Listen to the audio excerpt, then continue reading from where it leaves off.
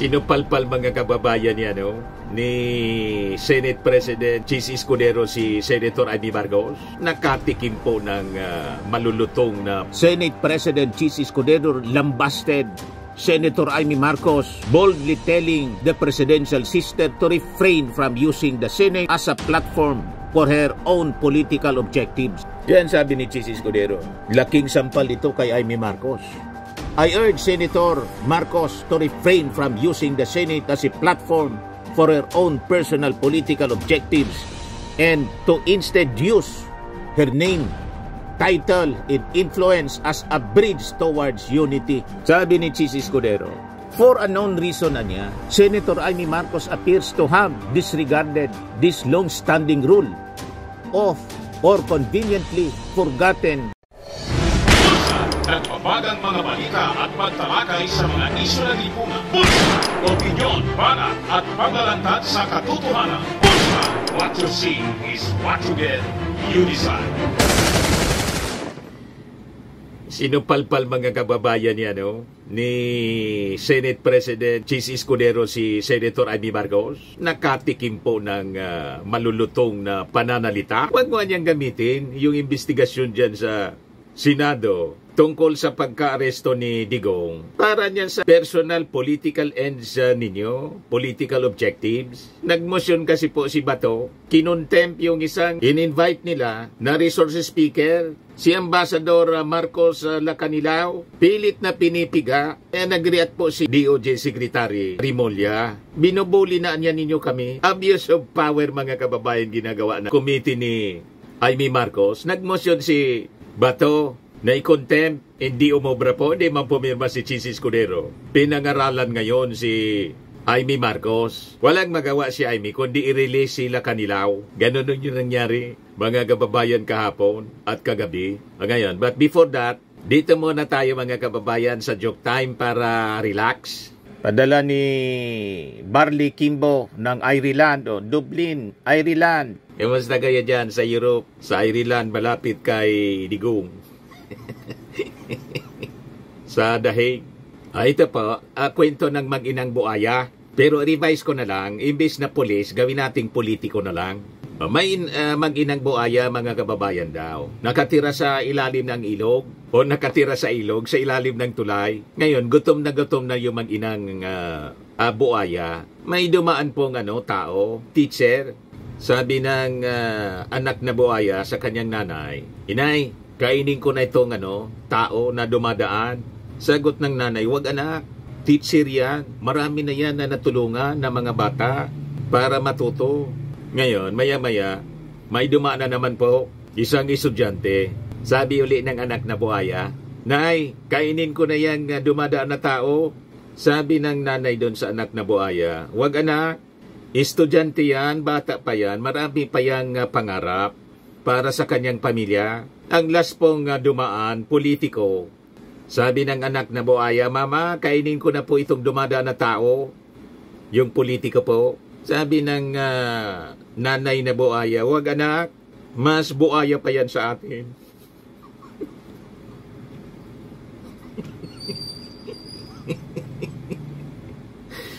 Yung politiko po, mas buhaya pa daw sa totoong buhaya.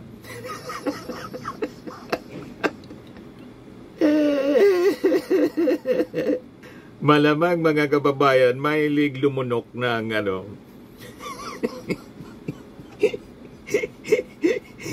mahilig lumunok ng confidential funds yung dumaan. Joke man lang po na may katotohanan. Matik na, 200 pesos. Padala mo na lang yung GCash number mo. Kasali ka na rin sa ating monthly draw. Pag nabunot yung entry mo, 5,000 pesos agad. Pag hindi nabunot, may chance ka pa sa December. Ang grand prize, 10,000 pesos. Ito na. Kasali ka na rito. Napakarami na pong entries. Balikan natin mga kababayan, yung kwento natin. Hindi na makati si Chis Escudero. Talagang sinuplak po si Amy Marcos sa kanyang pagmumuka. Ito yung paiya ngayon si Amy Marcos. Malaking po ito, malaking sampal sa kanyang pagmumuka. Ang akala nila, pwede nilang abusuhin yung kanilang contempt power sa Senado. Nagmosyon na i-contempt. Then it was acted by Amy Marcos. Pinipiga nila si Ambassador Lacanilla. Wala naman pong masasabi pa. Sabi po ni DOJ Secretary Boyeng Rimulya, binubuli na niya ninyo kami. Mamaya, i-replay natin mga kababayan yung sagutan ni Boyeng Rimulya at saka ni Bato, ni Amy Marcos. Walang kakwenta-kwenta mga kababayan yung investigation. Paulit-ulit yung tanong, sabi nga ng mga netizens, mga observers po, para ng pirated CD, yung Senate investigation po, pare-parehas yung tanong, nasagot na yon yung first hearing. Kung hindi nila matanggap yung paliwanag ng mga resource persons, they can resort to legal action. Yung amon nga po ni CIDG Chief General Nick Torre, pwede niya kayong filean ninyo kami ng asunto sa korte, sasagutin namin. Hinampas na po sa pagmumuka si Amy Marcos ni Senate President Chis Escudero. Sabi diyan, Senate President Chis Escudero lambasted Senator Amy Marcos, boldly telling the presidential sister to refrain from using the Senate as a platform for her own political objectives. Hindi man po pinirmahan ni Chis Escudero yung contempt order. Walang magawa, mga kababayan si Amy, kundi i-release yung kinontempt niyang si Ambassador Lacanilla. Yan sabi ni Chis Escudero, do not use Duterte arrest probe for personal political objectives niya. Kaya ngayon si Amy Marcos. Sumusobra na mga kababayan at klarado na sa isipan ng ating mga mamamayang Pilipino, hindi na po makakaulit itong si Amy Marcos. Naging toxic na si Amy Marcos mga kababayan sa kanyang kapatid na si PBBM. Sabi ko sa inyo, iwasan natin yung mga toxic people, yung mga Duterte, toxic po. Pag dumikit ka sa mga toxic people, sigurado magiging toxic ka din. At tingnan ninyo ang nangyari kay Amy Marcos. Dumistansya kayo, mga kababayan, dito sa mga taong ito. Yan sabi ni Chis Escudero. Laking sampal ito kay Amy Marcos. I urge Senator Marcos to refrain from using the Senate as a platform for her own personal political objectives and to instead use her name, title, and influence as a bridge towards unity, not a wedge for division. Our people in our country expect and deserve no less. Naging instrumento pa ng pagkakawatak-watak itong si Amy Marcos. Kung hindi siya kumbinsido sa nangyari po, di mag-file siya ng asunto laban dito sa mga opisyal. Kung hindi, pumunta siya sa dahig doon sa ICC. Makipag-argumento siya sa mga judges. Sabihin niya na mali yung pag-aresto kay Digong. Nasa kamay na po ng ICC si Digong. Nakakaya itong mga pinagagawa, mga kababayan ni Amy Marcos. Nakalata na si Chis Escudero. Escudero said he would not allow the Senate nor the office of the Senate President to be used to further petty partisan interests, especially by those actively seeking re-election in the coming midterm polls. Ang akala ni Senator Amy Marcos, sa kanyang pagsasagawa ng investigasyon, iboboto siya ng mga Duterte supporters. Ang tingin kay Amy Marcos ng mga DDS po, manggagamit. Wala nang tiwala sa kanya. Boss, di Marcos supporters, mga Marcos loyalists, pati mga DDS, wala na. Kaya nga po, wala na siya sa Magic 12. Nakikita natin ang pagkawasak ng political career ni Amy Marcos tulad ng mga Duterte. The fall of Amy Marcos, kasabay ng pagbagsak ng mga Duterte. Kasi dumikit siya You see?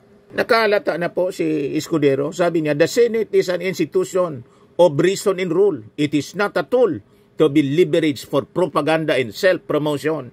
O yan po yung naging statement ni Chis Escudero. Basahin ko po yung statement. Statement of Senate President Francis Joseph Chis Escudero. All members of the Senate are fully aware that under the rules of the Senate, the power of a committee chairperson to order the arrest or detention of any person, resource person cited in contempt is subject to the approval of the Senate President. This safeguard exists to ensure that the powers of the Senate are exercised prudently with a due regard to the rights of all and not wielded for personal or political ends. Napakatalim po ng parang double-edged sword. Mga kababayan, napakatalim ng pakasulat po. Naubos na din yung pasensya po ni Chis Escudero. Kasi kitang-kita naman, unlike the Congress, the House of Representatives, they exercise prudence. Kung talagang nakikita nila, mga kababayan, na mali na yung ginagawa, nagsisinungaling talaga harap-harapan, yung mga resource persons, tulad ng mga DDS vloggers, at saka yung mga naimbestiga ng Quadcom, harap-harapan iniiwasan nila, sagutin ng diretso. Ngayon, talagang kinukontent po, kinukulong. Pero doon po sa Senate investigation, napakalinaw. Tama yung description niya, politika po. Ang pinaglalaban po dito ni Amy Marcos, hindi man yung interes ng ating mga mamamayang Filipino, lalo ng mga biktima, yung interes ni Digong, human rights ni Digong, yung abuser, the accused, the suspect, sa thousands of extrajudicial killings, tapos they have the gall na gamitin yung human rights daw, yung mismong human rights violator, inaakusa. At by their own admission, mga kababayan, proud pa sila sa mga patayan. Narinig ninyo po yung mga testimony sa Quadcom. Pagkatapos, gagamitin nila yung human rights na sinasabi. Matinding kawaling hayaan, mga kababayan, itong ginagawa nila. Hindi na natiis ni Chis Escudero. Mabuhay si Chis. Sabi ni Chis Escudero, for a known reason niya, Senator Amy Marcos appears to have disregarded this long-standing rule or conveniently forgotten it that the approval of the Senate President is not automatic nor ministerial simply because she desires it. For the record niya, I did not refuse to sign the contempt order of Ambassador Marcos Lacanilao. Senator Marcos released her statement and flaunted to the media her signed arrest and detention order even before I could see, much less receive a copy of it. Ambassador Lacanilao was ordered detained without the requisite approval and due process niya. No less than Chief Justice Alexander Gismondo has successfully pointed out in his concurring opinion in the own case that witnesses accused by Congress of giving false or evasive testimony must be accorded stricter due process requirements, none of which was apparently accorded to Ambassador Lacanilao before he was ordered detained. Kapritsyo po ni Bato na siyang nagmosyon. Sabay hampas naman ng Gaybel ni Amy Marcos. Masyadong inaboso nila yung contempt power ng Senado. Sinira ninyo ang institusyon mismo. Kaya wala kayong karapatan makabalik pa sa Senado. Sisiguraduhin naming mga mamamayang Pilipino, we are the masters. We are your masters. Bakit natin i-rehire ang isang tulad ni Amy Marcos na ayaw makipagtulungan sa kanyang kapatid na ipinili nating Pangulo? Bakit natin i-renew ang kanyang kontrata sa Senado? Tulad ni Bato, ni Bongo, hindi man po umaaktong senador ng Pilipinas, senador ni Digong. Lahat sila Tatay Digong. Ang pinaglalaban yung rights ni Digong. Walang paki sa rights ng mga ordinaryong tao. Saan ka pulutin yan, mga kababayan? Anong klaseng mga taong ito? Sasabi ni Senate President Chis Escudero, after several hours of Ambassador Lacanilao's unauthorized detention, I directed his release, both as a matter of regularity and out of humanitarian consideration as his grandfather is to be laid to rest today. Patay pala yung lulo niya, ni Lacanilao. In order to comply with the requisites of due process, I am issuing a show cause order today for Ambassador Lacanilao to explain within 5 days why he should not be cited in contempt as requested by Senator Amy Marcos. I shall decide on whether or not to sign his arrest detention only thereafter. The public we serve can rest assured that I will review the committee proceedings and that I will exercise my duty in discretion in accordance with the law to determine their propriety devoid of political agenda or motivation and with the best interest of our people, country, and the Senate as an institution in mind. I will not allow the Senate nor the office of the Senate President to be used to further petty partisans' interests, especially by those actively seeking re-election in coming May midterm polls. The Senate is an institution of reason and rule. It is not a tool to be leveraged for propaganda of self-promotion. In effect, mga kababayan, sinasabihan ni Escudero, itong si Bato, itong lalo na si Amy Marcos, huwag mong gamitin sa inyong political agenda ang Senado sa inyong mga propaganda. Kasi po, mismong sinisira nitong mga taong ito, yung Senate as an institution. You see, bumaho yung Senado. Dati, mataas mga kababayan ang pagtingin natin sa Senado. Ngayon sa Congress, mataas yung pagrespeto kasi tama yung ginagawa ng House of Representatives. Whereas yung Senado, kitang-kita po ang pagkiling nila sa kanila mga kaalyado sa politika. Kaya I think tama din talaga, mga kababayan, yung naging desisyon ni Senate President Chis Escudero na wag mo na gawin agad-agad yung trials, Senate impeachment trials laban dito kay Sara Duterte. Kasi talagang hindi po objective yung mga senador. Alam na natin kung sino yung mga kakampi, mga kababayan ni Sara Duterte. So kailangan muna tayo magbotohan talaga po after election na. So that itong mga bias na mga senador, tanggalin po natin sa Senado. May karapatan po tayo. This is our way to save the Senate as an institution, mga kababayan. Tayo na yung gumalaw. Tayo mismo na mga mamamayang Filipino. Yung mga walang iya dyan sa Senado, tanggalin po natin. Yung pasweldo natin sa kanila, mga kababayan. Sinalaula na nila yung mismong institusyon. In effect, yun ang sinasabi po ni Chis Escudero. Salutuyo kabayan. Nagustuhan natin. Taga Sorsogon ito Bicolano. Sabi dito sa sulat ni statement ni Chis Escudero, hindi niya paintulutan yung Senado or the office of the Senate President na gamitin dito sa partisan interest. Senator Marcos says that this episode sets a terrible precedent and I concur, but for different reasons. I believe it is a dangerous precedent to allow senators to flout the Senate's own rules for personal gain. For when procedures meant to safeguard due process and institutional integrity are ignored for media mileage or political ambition, that is when the credibility of the Senate is threatened. Sinira nila yung credibility, mga kababayan, ng Senado na mataas. Sinira po nila. Sinira mismo ni Amy Marcos, sinira ni Bato, ni Bongo, ni Alan Peter Cayetano, lahat nilang kalyado. Yan, hindi na tayo magtaka kung bumagsak ang ratings po, ang paniwala ng mga mamamayang Filipino sa Senado. Kasi yung mga senador na tulad ni Amy Marcos, ni Bato, ni Bongo, sinalaula nila, ginamit nila sa kanilang political ends, objectives, partisan political objectives. Yung Senado po, yan mismo ang sinabi ngayon ni Senate President Chis Escudero. Yan napakalinaw po. I urge Senator Marcos to refrain from using the Senate as a platform for her own personal political objectives and to instead use her name, the title, and the influence as a bridge towards unity, not a wedge for division. Our people in our country expect and deserve no less. Pinangaralan po, mga kababayan, ni Chis Escudero si Amy Marcos. Sabi nga natin, buti pa tayo, hindi man tayo ka-apelyido, hindi man natin kaano-ano si President Bongbong Marcos, pero sinusuportahan natin. Maganda. Bakit? Maganda yung ginagawa. Hindi man po nakikipag-away. Ang nakikipag-away po yung mga Duterte, ang nakinampihan pa ng kapatid na si Amy Marcos. Kaya itong ginagawa ni Amy Marcos, nakakasuka sa totoo lang po. Pinili mo yung ibang tao na napakasama ang ugali. Alam ng mga mamamayang Filipino kung gaano kasama ng ugali nila. Doon ka pa kumampi, kasumpa yung pagkatao mo, Senator Amy Marcos.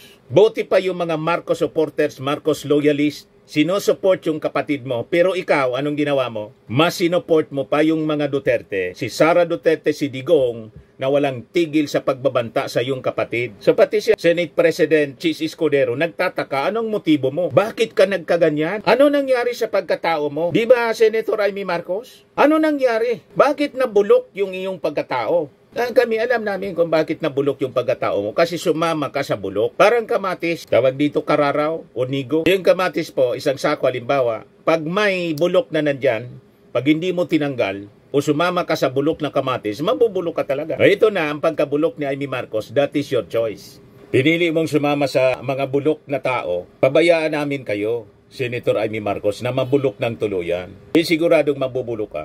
Yung iyong political career, tutuldo ka namin. Yan ang tatandaan mo. At sigurado hindi ka man makakakuha ng support galing sa mga DDS kasi ang tingin sa'yo, manggagamit ka. Sa mga Marcos supporters, sinumpa ka na, alangan man yung mga dilawan, iboto ka, may sariling kandidato yung mga dilawan. You see, good luck to you sa May 12 elections. Tama po mga kababayan? Yan naman po, Firmax Firming and Lifting Cream, pinapahid po sa mga pulses in affected area. Mainam po sa paninigas ng mga kaso-kasuan. Ito naman po, Automax Radiant Serum. Sa mukha naman yung application, anti-aging po siya. You will look 10 years younger than your age. Sa mga cancer patients naman po, baka lang gusto ninyo itong itry. Neng siya red mixed fruit drink. Hindi mo po siya gamot, food supplement siya. Kaya lang, gawa siya mga kababayan sa goji berry. Yung goji berry may anti-cancer properties. O ngayon, yung mga inquiries ninyo, dumiritso na lang kayo sa aming messenger sa Facebook para masagot namin agad. Ayos pa? Ayos na ayos niya, Mr. Maravilla. At sa mga naghanap po ng malinis and spacious fitness gym, pumunta lang po kayo sa aming Colossal Fitness Gym.